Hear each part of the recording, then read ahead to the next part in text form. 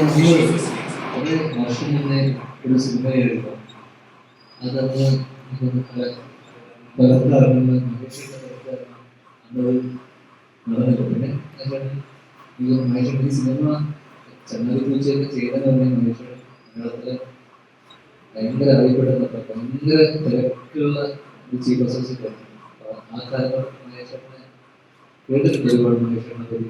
മഹേശ്വരൻ ഡോക്ടേഴ്സിന് അച്ഛൻ്റെ സമയത്തൊക്കെ ഇല്ല. അത് മിസ്റ്റർ ക്ലീൻ വിനയൻ സാറിനോട് മഹേശ്വരൻ്റെ ഇഷ്ടപ്പെട്ട സിനിമകളൊന്നാണ് ഈ അപ്പോ വർഷങ്ങൾക്ക് ശേഷം മഹേശ്വരനെ കാണുന്ന സമയത്ത് എപ്പോഴെങ്കിലും ഒരു സിനിമ ചെയ്യണം ഒരു 8 വർഷം മുന്നെയാണ് വേറെ സിനിമയുടെ അതിന്റെ ചർച്ച ആ സിനിമ സംഭവിച്ചു. പിന്നീട് മഹേശ്വരൻ കഴിഞ്ഞ വർഷം അടുത്ത് സിനിമയുടെ മഹേശ്വരന്റെ സിനിമ മഹേശ്വരന്റെ ഒരു സിനിമ ചെയ്യുന്നത് അന്ന് നടക്കാതെ ഒരു സിനിമ വീണ്ടും വേറെ കഥ മഹേശ്വരൻ ചെയ്യുന്ന പറയും. വലിയ ഒരു സ്റ്റാർകാസ്റ്റ് സിനിമ എനിക്ക് തോന്നുന്നു. ശേഷം മഹേശ്വരനോട് വേണ്ടത് ജാഫർ, സ്നേഹ, രുചി, സലീമ, അനന്തരാജ് ഇത്രയും നീണ്ട കാലനിരവധി സിനിമ. അപ്പൊ ഒരുപാട് എന്താ പറയുക, ഞാനൊരു 10-12 ദിവസത്തോളം ചെയ്യുന്നത് തൊട്ട് മുന്നേ എത്തിച്ച് അതിന് ശേഷം ഞാൻ ജോലി ചെയ്തു. അതിന് മുന്നേ ചെയ്തിട്ടാണ് ഞാൻ ജോയിൻ ചെയ്തത്. ഒരു ചെറിയ കുടുംബത്തിൽ ക്ലീൻ ഫാമിലി എന്റർടൈൻമെന്റ് പറയാവുന്ന മനുഷ്യന്റെ പ്രീവിയസ് സിനിമകളൊക്കെ തന്നെ എല്ലാവർക്കും ഇതൊക്കെ ആർക്കും ഏത് പ്രായക്കാർക്കും അല്ലെങ്കിൽ പോയി കാണാൻ പറ്റുന്ന വളരെ ക്ലീൻ ആയിട്ടുള്ള സിനിമയായിരിക്കും.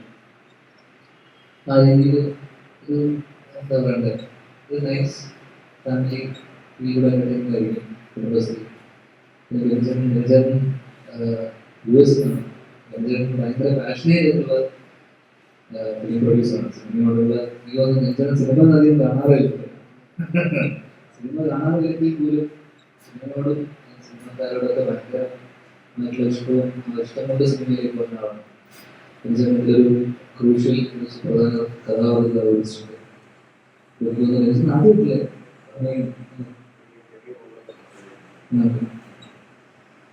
അങ്ങനെ എല്ലാം കൊണ്ടും ഒരു നല്ല സിനിമയാണെന്ന് തോന്നുന്നു, വിശ്വസിക്കുന്നു. എന്തായാലും ഈ ഒരു നേരിട്ട് തന്നെ എല്ലാവരും കണ്ടിട്ട് അഭിപ്രായം അറിയിക്കുക.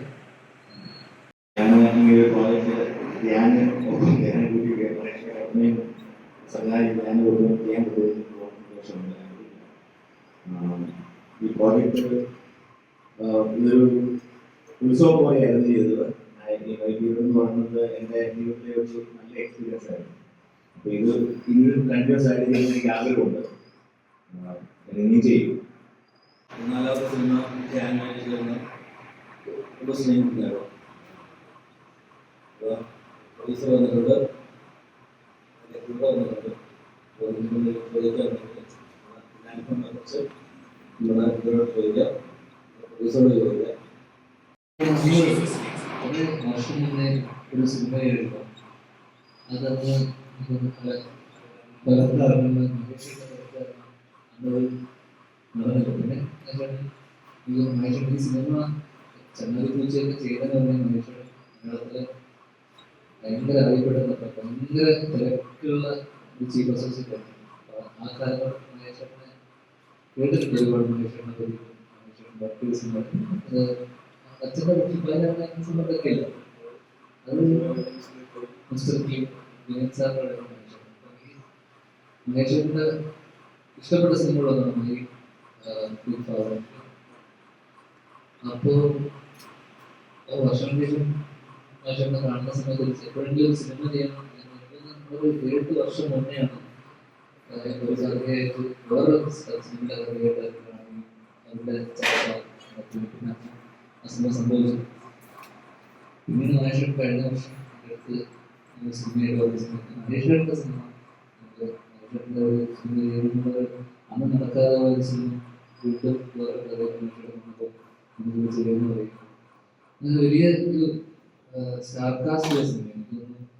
ഷാമിൽ ഫർജൻ, ഫിഫാദേഷൻ, മറ്റുള്ളവരുണ്ട്, ജാഫർ, സ്നേഹ, റിച്ചി, സലീമ, അനന്തരാജ്, ഇത്രയും ഒരു നീണ്ട കാലനിരയുള്ള ഒരു സിനിമ. അപ്പോൾ ഒരുപാട് എന്താ പറയുക, ഞാനൊരു എനിക്ക് 10-12 ദിവസത്തോളം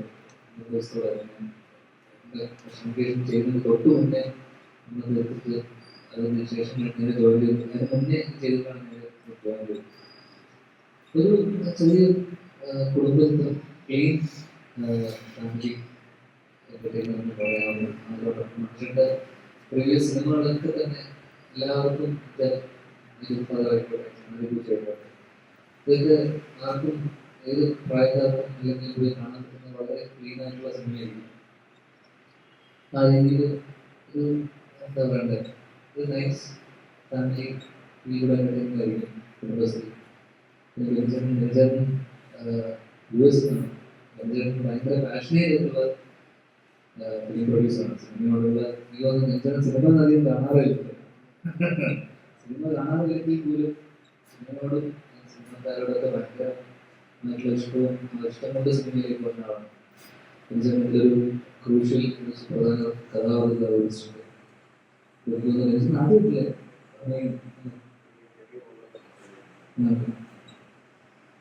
അങ്ങനെ എല്ലാം കൊണ്ടും ഒരു നല്ല സിനിമയാണെന്ന് തോന്നുന്നു, വിശ്വസിക്കുന്നു. എന്തായാലും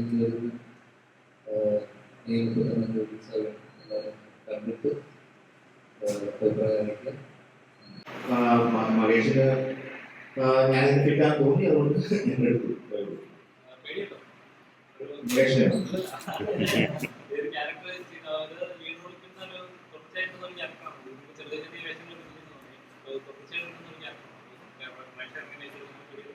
ഞാൻ ഓരോ സീൻ ചെയ്യുന്നതിന് മുമ്പും ഞാൻ കൈ കുഴച്ചിട്ട് ദൈവത്തോട് പ്രാർത്ഥിക്കുന്നു. ദൈവമേ, ഈ സീന് എനിക്ക് നന്നായിട്ട് ചെയ്യാനായിട്ട് അവിടുന്ന് എനിക്ക് കോൺഫിഡൻസ് തരണേ, എതിർപ്പ് തരണേ. സോഫാർ ഞാൻ ചെയ്യുന്ന എല്ലാ സീനിലും എനിക്ക് യാതൊരു പേടിയില്ലായിരുന്നു, യാതൊരു നെർവസ്നെസ് ഇല്ലാതെ പെർഫോം ചെയ്തിട്ടുണ്ട് എന്ന് ഞാൻ വിശ്വസിക്കുന്നു.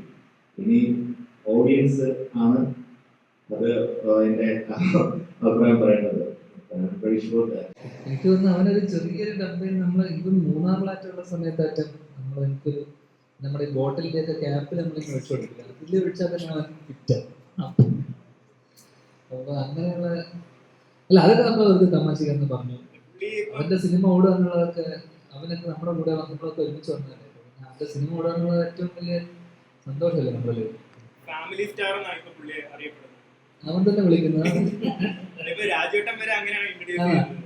കാര്യല്ലേ. അല്ലാത്ത സമയങ്ങളിൽ ഞങ്ങൾ ഹാപ്പി ആയിരുന്നു, ഫ്രണ്ട്സ് ആയിരുന്നു. പിന്നെ എനിക്ക് വേറെ I was just thinking about that character. I tried to become that character. പ്രത്യേകിച്ച് ഇമോഷണൽ സീൻസൊക്കെ ധാരാളം ഉണ്ടായിരുന്നു. അന്ന രശ്മാൻ്റെ ഭാര്യയായിട്ട് അഭിനയിക്കുന്നത്. അത്തരം രംഗങ്ങൾ കൈകാര്യം ചെയ്തപ്പോൾ ആദ്യം തന്നെ ഒരു മുഴുനീള ഡയലോഗ്സും കാര്യങ്ങളും ഒക്കെ കയ്യിൽ കിട്ടിയപ്പോൾ പൊതുവെ എങ്ങനെ ഹാൻഡിൽ ചെയ്യാൻ തോന്നി? Just like I said, ഞാൻ ആ ക്യാരക്ടർ എനിക്ക്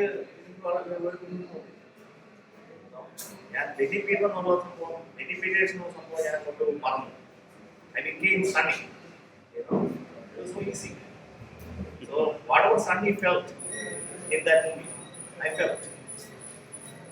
So the expressions automatically.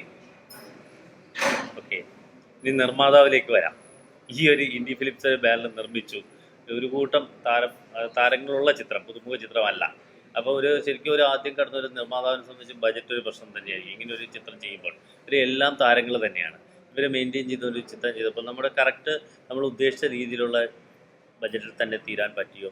ആർട്ടിസ്റ്റിനെ വെച്ചിട്ട് മുന്നോട്ട് പോകാൻ പറ്റിയോ? എങ്ങനെയാണ് ബഡ്ജറ്റ്? ഞങ്ങൾ തുടക്കത്തിൽ പ്ലാൻ ചെയ്ത ബഡ്ജറ്റിനേക്കാളും ഒത്തിരി മാറിപ്പോയി.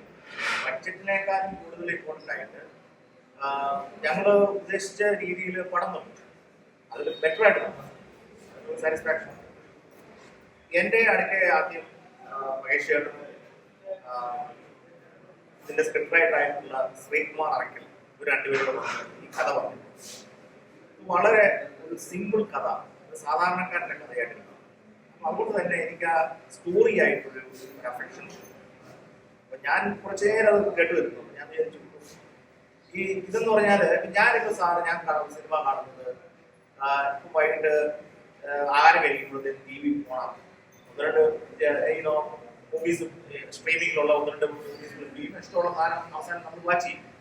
നമ്മൾ സാധാരണ സിനിമ കാണുന്നത് എന്റർടൈൻമെന്റിന് വേണ്ടി, അല്ലാതെ കുറെ അടിയും തെല്ലും കുറെ സംഭവങ്ങളായിട്ട് പോയി കഴിഞ്ഞാൽ നമ്മളിവിടെ ഈ കഥ എന്നാ നടക്കണം എന്ന് നമുക്കറിയാൻ പറ്റും. ഈ സിനിമ എന്ന് പറഞ്ഞാൽ നമ്മൾ വേറെ എന്തെങ്കിലും ആക്ടിവിറ്റീസ് ചെയ്തുകൊണ്ടിരിക്കുകയാണെങ്കിൽ പോലും നമുക്ക് ഈ കഥ മനസ്സിലാവും. നമ്മളിപ്പോ ഒന്ന് രണ്ട് സീൻ ഇട്ടുപോയാൽ പോലും നമുക്ക് ആ കഥ മനസ്സിലാക്കാൻ സാധിക്കും. ഇതൊരു സാധാരണക്കാരന്റെ കഥ, സാധാരണ നമ്മുടെ ജീവിതത്തിൽ ഇപ്പൊ നമ്മൾ അനുഭവിക്കുന്ന ഒരു സ്റ്റോറി.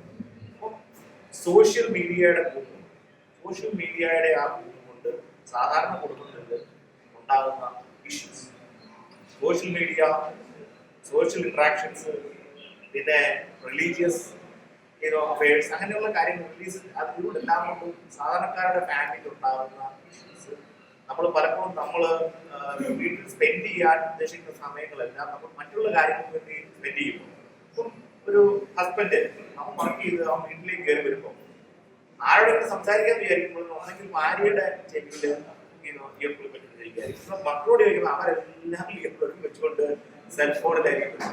ഇതെല്ലാം സ്ഥിരം എല്ലാവരുടെയും വീട്ടിൽ കാണുന്ന സംഭവമാണ്. I really like the story. So I think we made the same movie just like we thought. He did a great job, and I will again work with Mahesh Charan. He's a great director. He's a gentleman. Kudumbashree കുഞ്ഞാടിൻ്റെ സംവിധായകൻ Mahesh P Sreenivasan, അതോടൊപ്പം DOP, editing, production control, എല്ലാവരും നമ്മുടെ ഒരു family മെമ്പേഴ്സായിട്ട് തന്നെ പോകാൻ പറ്റുമോ ഈ ചിത്രത്തിലൂടെ? ഒരു നിർമ്മാതാവ് എന്ന രീതിയിൽ അവരെ അനലൈസ് ചെയ്യുന്ന എങ്ങനെയാണ്? മാതാവ് എന്ന നിലയ്ക്ക് ഈ സിനിമ കഴിഞ്ഞപ്പോൾ എനിക്ക് സങ്കടം വന്നു. കാരണം പെട്ടെന്ന് നമ്മളൊരു വെക്കേഷൻ കഴിഞ്ഞ് തിരിച്ചു പോകുന്നുണ്ട്. ഇനിയും നമ്മൾ അടുത്ത വെക്കേഷൻ വരുന്നതും വരെ നോക്കിയിരിക്കും. സംവിധായകൻ എത്രമാത്രം പ്രതീക്ഷ അർപ്പിക്കുന്നു ഈ ഒരു ചിത്രത്തെ? എല്ലാ ചിത്രങ്ങളും സംവിധാനം ചെയ്യുമ്പോൾ നമുക്ക് ആ ചിത്രം വിജയിക്കണമെന്ന്, എങ്കിലും കൂടുതൽ നെഞ്ചോട് ചേർക്കുന്ന ചിത്രം, ഇപ്പം ലേറ്റസ്റ്റ് ആയിട്ട് ഇറങ്ങാൻ പോകുന്ന ചിത്രം എത്തരം പ്രേക്ഷകരെ ഫോക്കസ് ചെയ്യും? ഇഷ്ടപ്പെട്ട സബ്ജക്റ്റുകൾ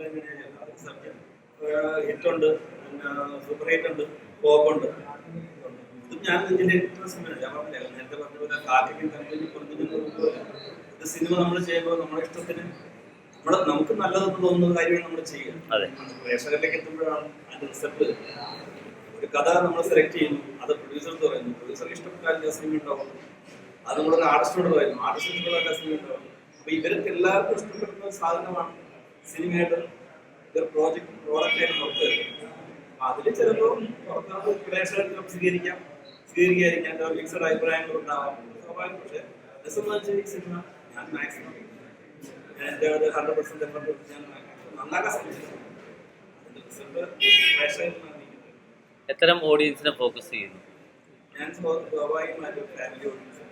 ഞാൻ എൻ്റെ സിനിമകൾ എല്ലായിടത്തും അറിയാം, ഫാമിലി ടച്ചുള്ള സിനിമകളാണ് ഇതൊക്കെ ചെയ്യുന്നത്. അതെ, ഞാൻ ഫാമിലി ഓഡിയൻസിനെയാണ് ഇപ്പോഴത്തെ ശരിക്കും യൂത്താണ് ഫോക്കസ് ചെയ്യുന്ന സിനിമയിലല്ല.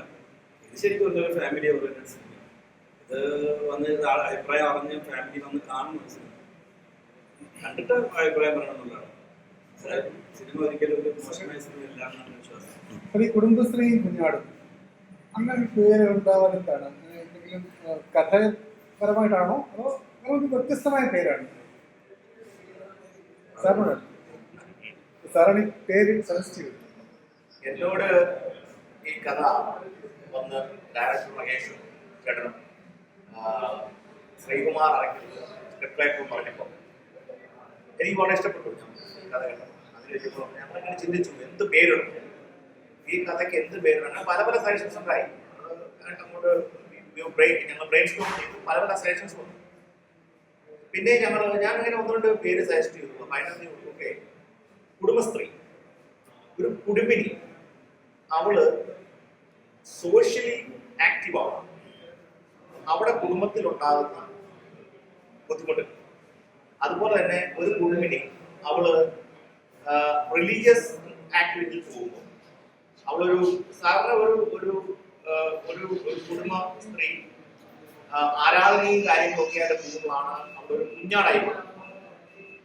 അപ്പം ഒരു കുടുംബസ്ത്രീ കുഞ്ഞാടാവുമ്പോൾ ഉണ്ടാകുന്ന ഒരു കുടുംബത്തിൽ ഉണ്ടാകുന്ന മറ്റുള്ളവർക്ക് ഉണ്ടാകുന്ന അസൗകര്യങ്ങൾ എടുത്തു കാണിക്കുന്ന സിനിമ ആയതുകൊണ്ട് ഞങ്ങൾ ഓർത്തു ഈ പേര് നല്ലൊരു പേരായിരുന്നു.